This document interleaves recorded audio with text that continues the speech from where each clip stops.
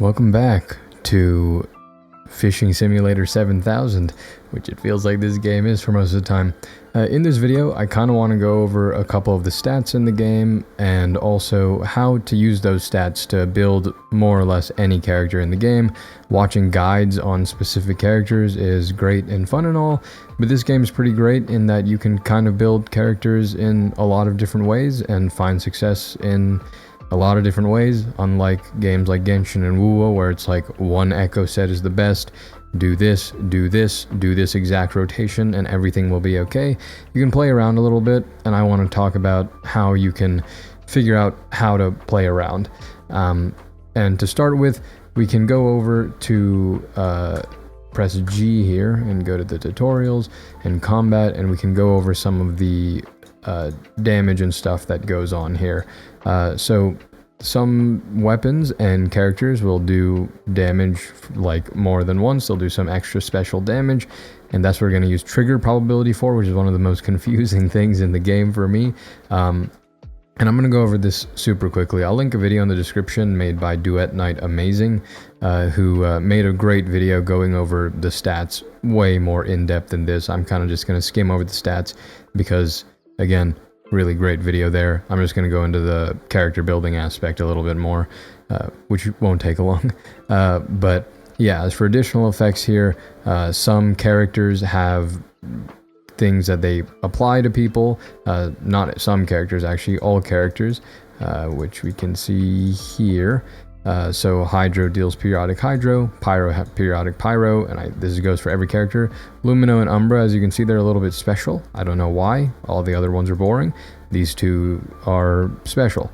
Lumino, so if you have, let's say, a Knifel on your team who is on your like NPC slot, if she hits the enemies, if you have like Rebecca that you're using and she applies her poison effect or whatever, it's going to refresh the time of the bonus.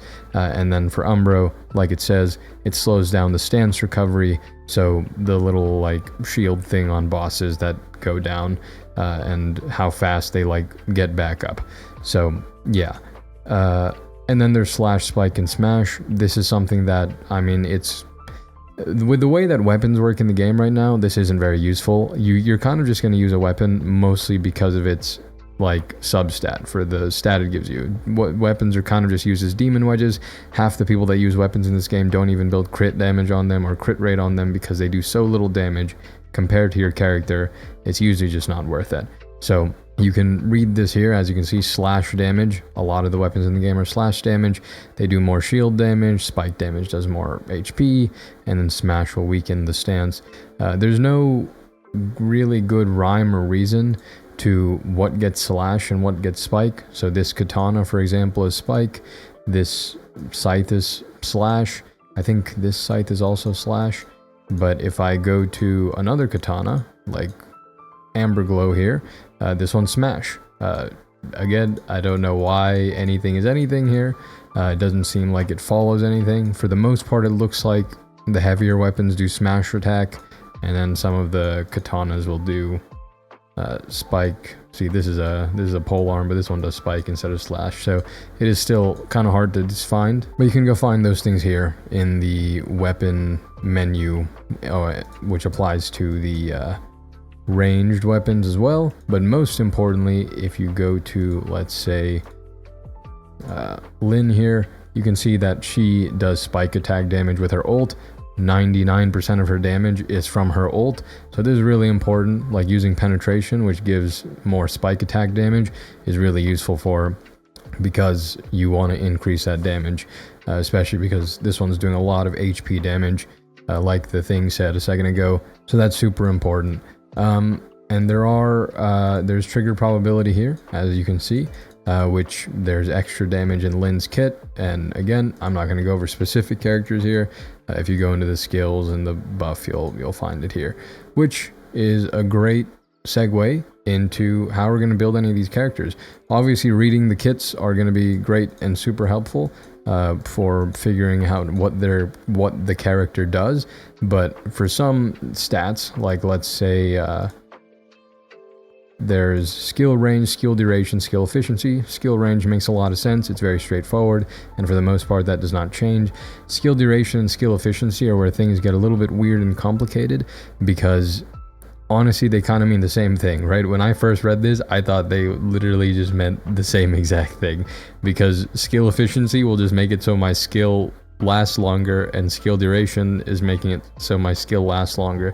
If I want to stretch it out, I can say skill efficiency makes it so I can proc my skill more or use it more, and skill duration makes it happen longer. So that was really complicated, and what I realized for the most part is, honestly, there is no like actual rhyme or reason. The devs kind of just pick one and go with it.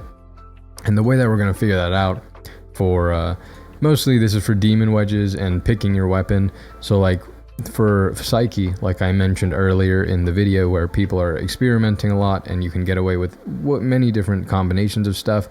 There's a lot of people that use morale and resolve on Psyche, and they do a morale plus resolve build. I think there's a morale...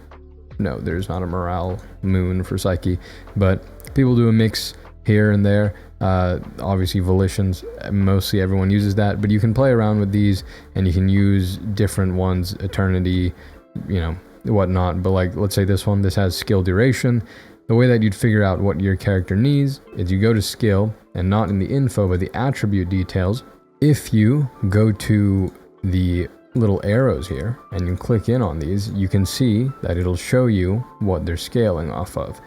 So the sanity cost is skill efficiency. This one's usually going to be the same for everyone, but sometimes it'll be skill efficiency and skill duration. So I think that her ult has so sanity cost per second. So this is efficiency and duration. You're always, at least, except for supports, you're going to want skill damage, but you'll see that this is shooting range or shooting damage radius. So this is your skill range. This is where you use skill range on Psyche. So this one has skill duration, which is her tater tot,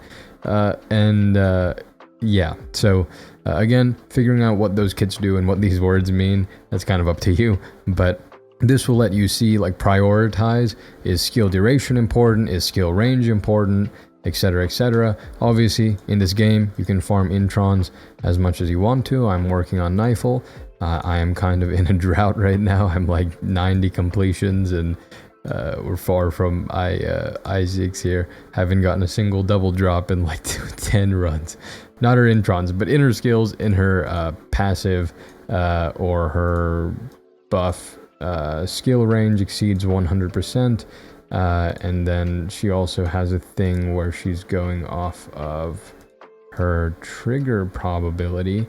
Trigger probability increase for range weapons, and that gives you some stuff here. So for those characters, or for, you know, a lot of characters, you do need to read the kit a little bit, because there might be some sort of thing that's really important. So for Nifle, skill range is really, really important, as well as trigger probability, just in general with how the kit works for the, like, each specific character. But using this, mostly just using the attribute details section here for every character, that's really going to be your best line of defense. I don't know, to figuring out how to build each character and every character. If you don't want to go and watch guides on everything, if you kind of just want to do it yourself and you want to play around with characters yourself, this is how you figure out like what's useless and what's not useless without just hundreds of hours of trial and error, I suppose. So yeah, you can go in here and you can find these, read these, and then change your demon wedges, change your weapons, and you can then go to the nope, not the expeditions, to the sanctuary, and in the back here you can test your characters. I'm not going to go in there because I don't feel like it.